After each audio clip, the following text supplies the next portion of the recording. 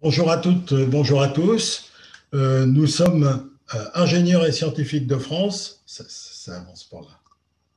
Ça avance pas. Non. La flèche.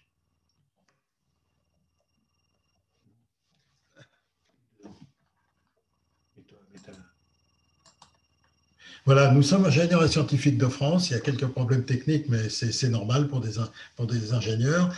Donc, c'est une association qui fédère les associations d'anciens des 205 écoles françaises. Donc, on représente l'ensemble des ingénieurs.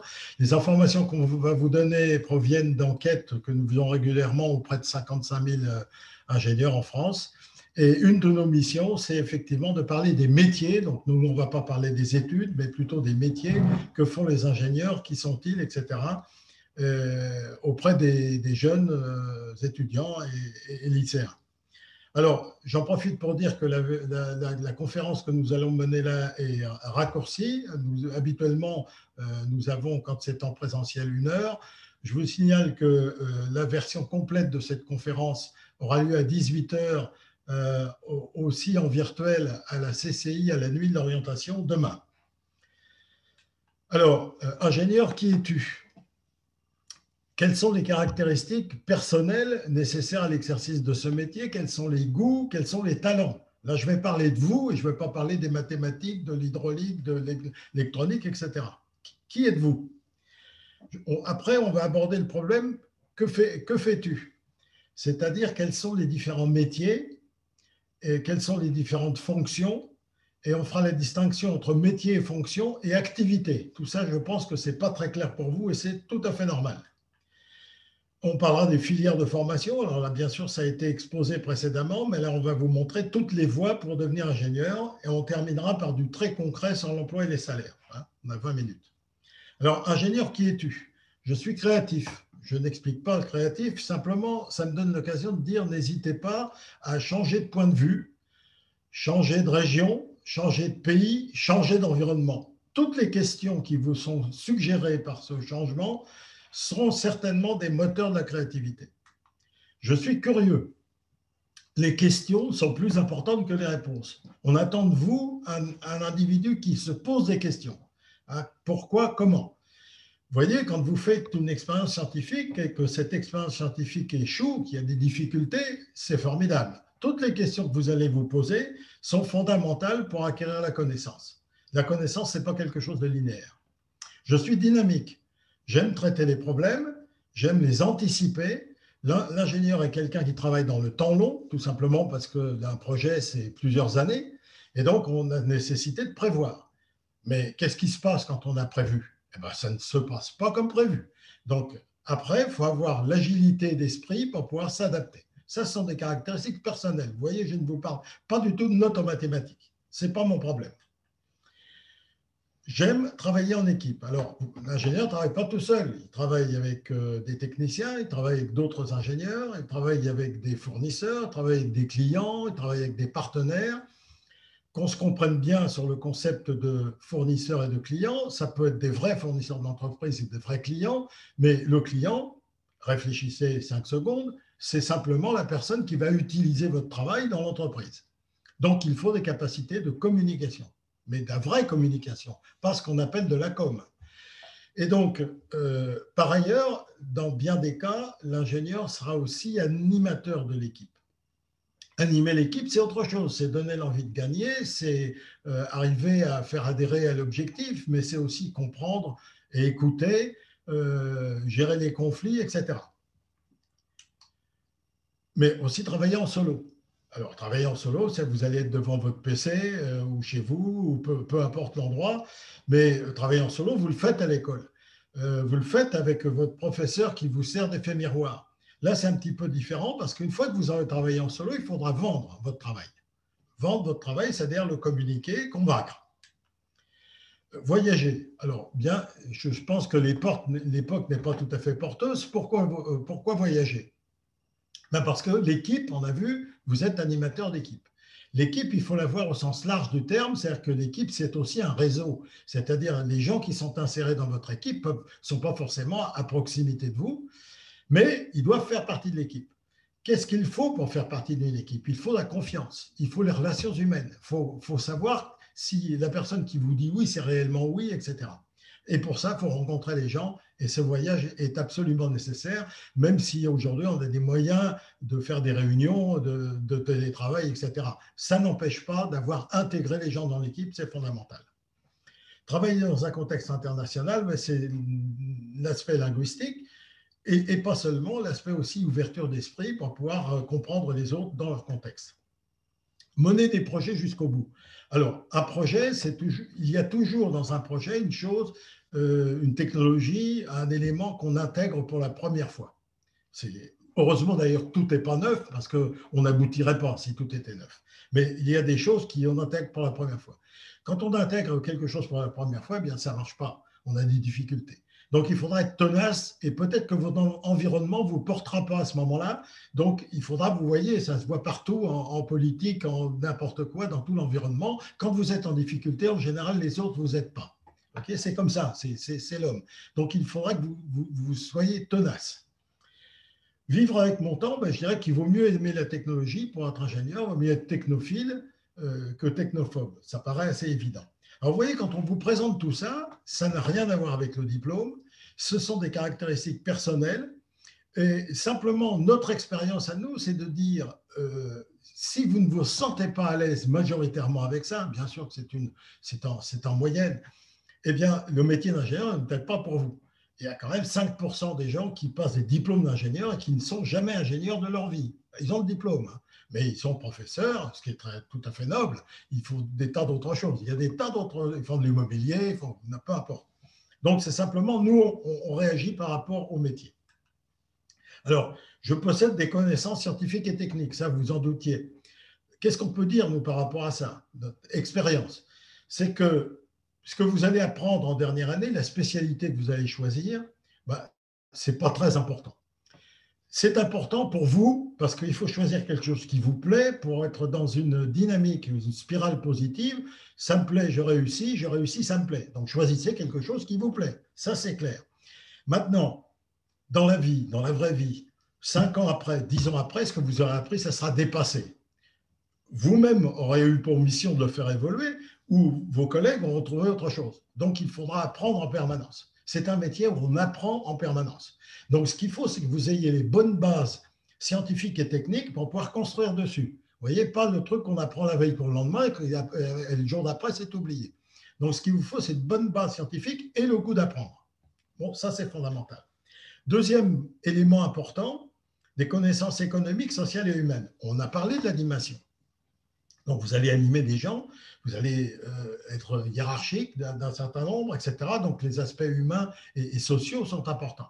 Mais l'aspect économique, vous allez rentrer dans une entreprise, ça vous a été donné dans les statistiques précédemment, 90% sont cadres, mais en fait, c'est 95-97% au bout d'un certain temps. Donc, vous serez cadre supérieur, cadre dirigeant, ça dépend de vous, ok? Et donc, vous aurez apporté l'économie de l'entreprise. Donc, il ne s'agit pas c'est pas un accessoire. Et ça, c'est important de comprendre que l'ingénieur repose sur ses deux pieds, des connaissances scientifiques et techniques et des connaissances économiques, sociales et humaines. C'est les deux pieds qui font la différence du métier d'ingénieur, parce que l'ingénieur, il est préparé pour être dans l'entreprise. Alors, que fais-tu? Le premier métier, celui-là, je pense que tout le monde l'intuite assez bien, c'est le métier de la conception. Concevoir, c'est apporter une réponse technico-économique à un besoin. Technico-économique, toujours les deux pieds, à un besoin. Donc, on va vous donner au départ un petit travail. 80% des gens qui sortent de l'école, mais ce n'est que 80%, démarrent par des fonctions de conception. Des fois, vous réduisez dans votre imaginaire le métier d'ingénieur au métier de concepteur. Non, ce n'est pas uniquement que ça.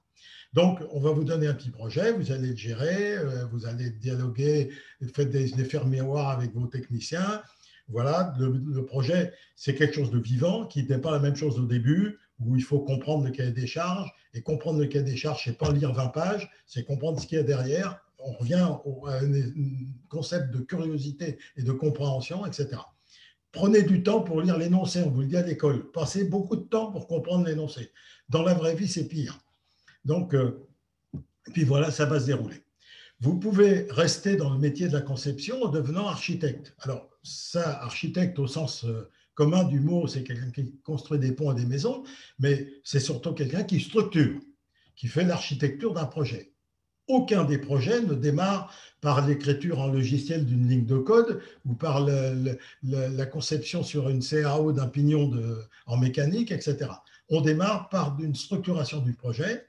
Vous ne serez pas architecte en sortant de l'école. On attendra de vous que vous ayez des expériences multiples, que vous ayez un pas en arrière sur la technique et que vous sachiez faire de l'arbitrage multitechnique, etc. Voilà. Mais vous voyez, vous pouvez rester et prendre du galon, sous-entendu, dans le métier de la conception, qu'on appelle ingénieur d'études, recherche et développement, etc. Vous pouvez rester là. Vous pouvez aussi évoluer d'une autre façon en devenant un spécialiste d'un domaine. Alors, ça dépend de vous et des opportunités, bien évidemment. Spécialiste d'un domaine, c'est quelqu'un qui sait tout de rien, donc c'est qui est reconnu comme tel dans l'entreprise. Dès qu'on a un problème pointu dans un domaine, on lui dit, tiens, il faut aller voir une telle ou un tel. OK ? Vous pouvez aussi évoluer dans le métier de la conception en devenant chef de projet. Donc là, vous allez arbitrer dans des choses qui sont contradictoires, vous allez gérer des budgets, comprendre qui est qui pour mettre chacun au bon endroit, au bon poste, etc. Premier métier, le métier de la conception. Et vous voyez que l'état d'esprit du concepteur, quelle que soit la technologie, c'est le même. Ils font la même chose, ils travaillent tous sur des CAO, ils gèrent tous des projets, ils ont tous des conflits à arbitrer, etc.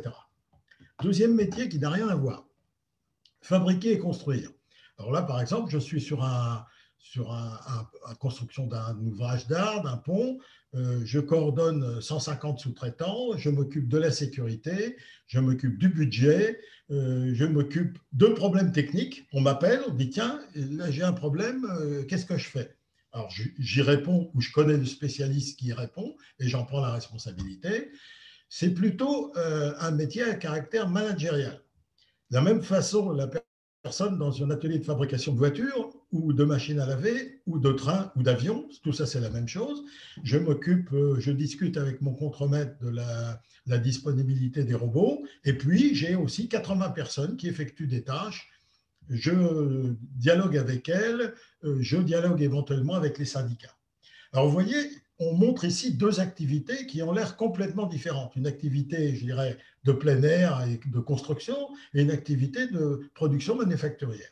Mais en fait, le profil des personnes qui sont à la tête de ces deux éléments-là, ce sont les mêmes. Ce sont des gens à caractère, vous les faites se rencontrer, ils font le même métier dans des activités différentes. Et ces activités-là ces fonctions-là sont très différentes de la fonction conception qu'on a vue tout à l'heure. Alors, vous allez me dire, ils sortent d'écoles différentes. Ah non, non, non, ils sortent des mêmes écoles. Mais alors, qu'est-ce qui fait la différence? Eh bien, c'est vous. C'est vos goûts, c'est vos goûts, vos talents, les opportunités, les bonnes entreprises. Quand un jeune arrive, au bout d'un certain temps, on essaye de le tester sur différents plans pour voir là où il s'exprime le mieux. Vous voyez, ce sont deux métiers d'ingénieur différents. Transporter, distribuer. Ah, c'est aussi un métier d'ingénieur. Alors, on appelle transporter, vous prenez l'aviation, École nationale de l'aviation civile, c'est une école d'ingénieurs qui forme des pilotes et des contrôleurs aériens. Mais si vous regardez les chemins de fer, d'une façon un peu simplette, on pourrait dire que les chemins de fer, il faut des gens qui vendent des billets et des gens qui conduisent les trains. Réfléchissez 5 secondes. Vendre de billets, ça n'existe déjà plus. Vous l'achetez sur votre téléphone. Et conduire les trains, on peut se poser pas mal de questions dans 15 ans pour savoir si vraiment il y aura des conducteurs de train. Il n'y aura personne pour faire marcher les trains. Ah si, il y aura pas mal d'ingénieurs pour faire marcher les trains. De l'autre partie, dans le transport-distribution, on a tout l'aspect distribution des colis. 100 milliards de ventes par Internet en France l'année dernière. Vous voyez ce que ce sera dans une quinzaine d'années et qu'est-ce qu'il faudra mettre en œuvre pour distribuer ces colis, les acheminer, etc. Donc, ce sont des métiers d'ingénieur. Vendre. Ah, vendre. Alors, bien sûr que la vente, on vend des tas de produits sans avoir besoin d'ingénieurs. Mais dans les systèmes complexes, il faut comprendre le problème du client. Est-ce que le client sait bien définir son problème? Eh bien non, parce que ce n'est pas un spécialiste des domaines. Et donc, il va falloir discuter avec lui pour, bien sûr qu'il y a des impératifs, pour discuter avec lui pour bien comprendre le problème et élaborer une solution qui lui convient dans tous les problèmes techniques. Bien sûr, vendre, c'est avoir un très bon contact avec, c'est savoir négocier, c'est savoir rédiger un contrat, c'est connaître des politiques de prix, c'est avoir des capacités de relation, etc. C'est plein de choses. Pareil, ça dépendra de votre talent, de votre goût, et voilà. Maintenir, c'est aussi maintenir, c'est faire en sorte que les grands systèmes fonctionnent 24 heures sur 24. Et, pour cela, il faut faire de la maintenance préventive, il faut faire de la redondance, il faut prendre en compte les risques qu'on fait prendre à l'environnement, etc. Donc, ce sont aussi des métiers d'ingénieur. Recycler. Alors là, nous n'avons pas assez bien fait notre travail, nous les plus vieux. La matière est une chose précieuse. Donc, il faut prendre en compte ceci dès le processus de création, faire en sorte qu'on puisse récupérer la matière, au moins la convertir en énergie, etc. Et derrière ce mot de recycler, je dirais qu'on peut mettre démanteler, déconstruire. Faire tomber une tour, c'est du calcul. On ne fait pas tomber une tour n'importe comment. Mais je pense que dans le monde, il y aura pas mal de choses à recycler, à déconstruire, etc. C'est une activité du futur, une activité qui doit être prise avec tout le sérieux nécessaire. Former et se former. Alors, se former, on en a parlé, vous vous formerez en permanence. Vous formez en permanence dans votre technologie, mais vous formerez également, je dirais, sur des choses qui sont annexes. Si vous faites du commerce, il faudra apprendre à négocier, ça s'apprend, etc. Former, c'est autre chose, c'est former client. On vient de vendre 50 TGV, la connaissance, elle est où? Eh bien, la connaissance, elle est dans le projet. Il va donc falloir faire un travail d'architecture, de structuration, sortir les différents modules de connaissances pour les mettre à disposition des différents utilisateurs, créer des simulateurs, etc. Formation, simulation, etc. C'est tout un enjeu aussi important. Et ce sont des métiers d'ingénieur qui sont différents des autres, vous voyez. Voilà. Alors, en plus de tout cela, l'ingénieur, dans pas mal de cas, il anime des équipes. Donc, c'est donner la dynamique à l'équipe et qu'on la comprenne. Et puis, par ailleurs, il doit maîtriser les impacts. Ça, c'est important, c'est-à-dire faire en sorte qu'il ne consomme pas d'énergie, que ces produits ne consomment pas d'énergie, et de prendre en compte les impacts sur la société en termes de risques, etc. En final, l'ingénieur est au service des êtres humains. C'est important de prendre en compte ça parce qu'on ne fait pas n'importe quoi avec la technologie. La technologie, elle doit être passée au travers de l'éthique, votre éthique, de l'éthique de l'entreprise et des conséquences sociales qu'elle peut produire. Ce n'est pas facile à faire, mais c'est toujours pareil. Si on ne se pose pas les questions, on n'est pas prêt de les résoudre. Quand on se les pose, l'art est difficile. Ça, c'est clair. Alors, comment devient-on ingénieur? On devient ingénieur, bon, je pense que vous êtes au fait, puisque vous êtes dans votre réflexion Parcoursup, vous êtes parfaitement au fait de tout ça, mais quand même, je caractérise les principales voies. Donc, première voie, classe préparatoire CPGE dans les lycées, avec un concours, multi-école, choix de l'école. 41% du flux, ça représente aujourd'hui. Deuxième choix, et c'est le cas de Polytech, hein, on est là pour parler de Polytech. Donc, cycle préparatoire intégré, vous avez vu, PEIP, un cycle de 3 ans. Toutes ces écoles, en général, ont plusieurs orientations techniques. Hein, donc, bien sûr, avant de rentrer dans l'école, vous validez qu'il n'y a pas de chimie, par exemple, à Polytech. Ça serait dommage de choisir Polytech pour faire de la chimie. Mais donc, vous validez qu'il y a quelque chose qui vous plaît.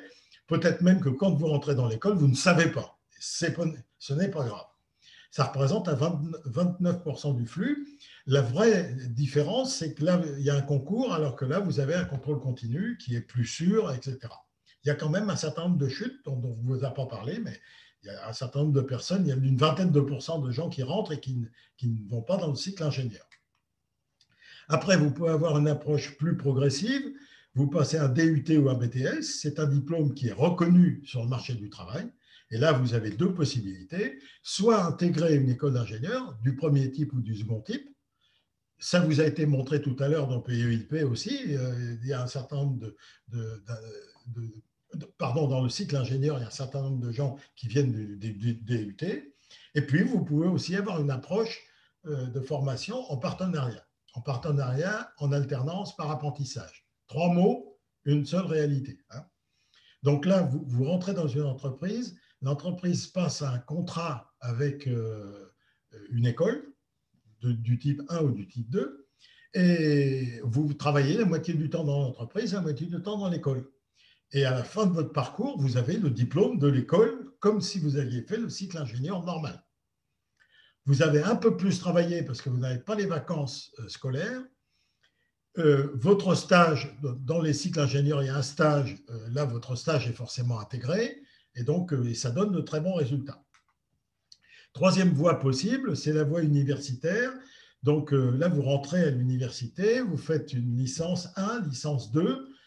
Alors, certains, avec la licence 2, peuvent intégrer des écoles d'ingénieurs. Il faut avoir de très bons résultats. Vous pouvez aussi avoir la licence 3 et vous perdez un an, mais vous intégrez une école d'ingénieur. Et c'est encore possible, et c'était aussi marqué dans votre schéma de tout à l'heure, présenté par Pascal Masson. Vous pouvez rentrer à partir du Master 1, vous rentrez en deuxième année d'école d'ingénieur. Donc, tout ça est tout à fait possible. La différence qu'il y a entre le Master 2 et l'école d'ingénieur, je vous rappelle que l'ingénieur repose sur 2 pieds, et ça, c'est essentiel. Il est fabriqué, il est formé pour aller dans l'entreprise, alors que là, en université, c'est plus une formation, je dirais, académique, qui peut aller vers le doctorat, la recherche, etc. C'est un autre objectif. Voilà, donc en résumé, il te faudra être curieux, créatif et rigoureux, dynamique et tenace, avoir un bon esprit d'équipe, avoir une bonne capacité d'analyse et de synthèse, donc c'est la synthèse qui est importante, maîtriser les techniques de communication, parce qu'il faudra bien sûr vendre, communiquer auprès des autres, etc. Maîtriser l'anglais avec un TOEIC au niveau 800 à peu près. TOEIC, c'est Test of English for International Communication. Et ce test est obligatoire pour avoir le diplôme. Et éventuellement la maîtrise d'une autre langue étrangère. Donc, si je termine par du très concret sur l'emploi et les salaires, 50% ont trouvé un premier emploi avant la sortie de l'école. Ce chiffre est différent de celui qui vous a été donné tout à l'heure.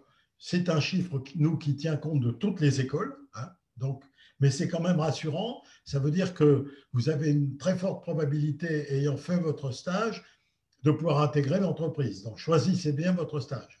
Ça s'explique par le fait que, eh bien, on vous connaît quand on vous a vu pendant 3-4 mois et une dizaine de personnes vous ont vu. Et donc, voilà, 80% trouvé en moins de 2 mois. Il n'y a pas de chômage. Le taux de chômage est de 3,4%, donc c'est faible. Et si on regarde la courbe, qui est une courbe en baignoire, avec bien sûr un peu plus de chômage pour les débutants et un peu plus de chômage pour les plus vieux, eh bien, le plateau de la baignoire est à 2,4%, donc il n'y a pas de chômage. C'est sûr que ce sont des statistiques 2019. On ne tient pas compte, et je pense qu'il ne faut pas en tenir compte, des années 2020 et 2021, où effectivement, il va y avoir des perturbations. Voilà. Mais je pense qu'on retrouvera cette dynamique un peu plus tard. Donc, je termine par les salaires. Donc, débutant, 2 200 € net par mois. C'est le salaire brut à côté. C'est une courbe en cloche. Ça, c'est la médiane. Il y a donc autant de cas devant que de cas derrière. C'est relativement resserré au début. Ça dépend de 2 critères. Le critère d'activité où les moins payés, c'est l'agroalimentaire, les plus payés, c'est le pétrole, et de la notoriété de l'école. Forcément, on ne vous embauche pas, vous, on ne vous connaît pas. Donc, vous portez l'image de l'école. Après, en mi-carrière, à 4 500 € net par mois et fin de carrière à 7 000 net par mois, ça dépend, là, ça s'étale, ça dépend de vous, ça dépend des opportunités, ça dépend de vos talents, etc. Voilà. Merci de votre écoute et nous sommes disponibles avec mon collègue pour répondre à vos questions. Et les questions, on peut les poser par le chat. Voilà. Le chat de YouTube. De YouTube. On les voit et on peut répondre. On a 5 minutes.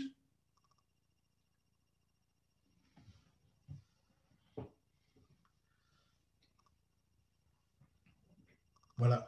Donc, je ne sais pas, pour le moment, il n'y a pas de questions. Pas de questions.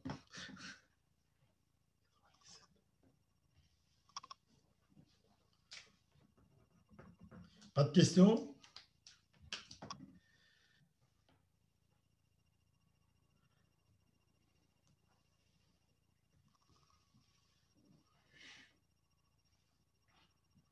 Donc, on aurait pu vous parler des secteurs porteurs, mais bon, voilà.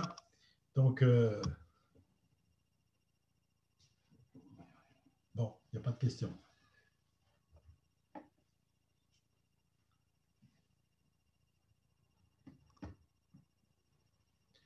On a été entre 94. C'est quoi le test anglais? Ah, le test anglais, c'est un test. Alors, tu vas sur Internet, tu regardes TOEIC, c'est Test of English for International Communication. C'est un test, c'est le test qui est utilisé par les hôtesses de l'air, par les écoles d'ingénieurs, c'est quelque chose de générique qui n'est pas propre à l'école. Il y a différents niveaux. C'est le niveau B2, c'est compris entre 700, ça se définit en nombre de points, entre 785, je crois, et 900. Et c'est vers 800. Il faut avoir ce niveau-là. C'est simplement, c'est pas une langue étrangère. On ne construit jamais un produit pour un pays. Ça ne se fait pas, ça. On construit un produit pour l'Europe, au minimum, ou pour le monde. Et donc, il faut mettre autour de la table un Italien, un Danois et un Portugais. Donc, c'est obligatoire. Alors, comment se passe l'entrée en cycle d'ingénieur? Là, le plus simple, c'est de resuivre la conférence de M. Pascal Masson à quelle heure? Une prochaine? Il y a une prochaine conférence, oui, je ne sais pas l'heure. C'est avant nous, probablement. Donc, la prochaine est à 18h. Il y a une prochaine conférence vers 17h30, je pense, M. Pascal Masson qui nous expliquera tous les accès à Polytech. Alors, quels sont les secteurs porteurs, s'il vous plaît? Alors, les secteurs porteurs, nous, on voit 4 secteurs porteurs. Il y a le numérique. Le numérique, c'est une technologie, c'est transverse à toutes les activités. Et donc, le numérique, là, je vais vous montrer si c'est possible. Voilà. Donc, dans le numérique, on a mis, nous, plusieurs axes. Alors, est-ce que ça passe à l'écran? Voilà. Donc, cloud computing, c'est quelque chose qui existe déjà, mais qui va se développer. Big data modélisation, vous comprenez ce que c'est? C'est toutes les données qui sont recueillies sur Internet et qui, à travers des modèles, permettent de comprendre un certain nombre de choses. Je note qu'à Polytech, il y a une spécialité MAM qui est mathématiques appliquées et modélisation qui va très bien dans ce type de domaine. Un autre axe qu'on a mis, c'est l'Internet des objets. Donc, ça, c'est la capacité de pouvoir mettre des capteurs et des actionneurs un petit peu partout pour augmenter notre connaissance de l'environnement. Ce qui supporte l'Internet des objets, c'est la 5G. La 5G, ça ne sert pas à téléphoner, hein, ni à regarder de la vidéo, bien évidemment. Ça sert à ça, entre autres. L'intelligence artificielle qui sera aussi déployée dans plein de domaines. Hein. La robotique qui existe déjà, mais il y a aussi un département qui démarre. Donc, ça, c'est un secteur très, très important. Le deuxième qui nous paraît fondamental, c'est l'énergie et l'environnement. Alors, l'énergie, il y a toujours les deux aspects. Je ne consomme pas d'énergie. Hein, on est à l'heure. Bon, juste. Et puis, quelles sont les énergies du futur et le stockage de l'énergie, etc. Nous, on pense qu'il y a la santé. La santé, bien sûr, les médecins sont les opérateurs de la santé, mais les médecins, les chirurgiens, etc. Mais les dispositifs de santé, pensez aux respirateurs, pensez aux échographes, à l'IRM, aux robots, aux biotechnologies, etc. Il y a une foule de choses qui vont se développer et qui sont des métiers d'ingénieur. Et le dernier élément, c'est le transport et la logistique. Tous les futurs moyens de mobilité, à la fois pour la matière et pour les hommes, de demain. Comment on construit la ville de demain avec quels outils de mobilité? Voilà, j'ai terminé mon contrat, il est 16h30. Alors, juste pour répondre à quelques questions qui restent, je pense que les questions ne sont pas forcément directement liées au métier d'ingénieur. Vous allez sur le forum et sur la filière PEIP et vous aurez toutes les réponses en discutant par chat. Voilà. Merci de votre écoute. Merci à tous. Au revoir.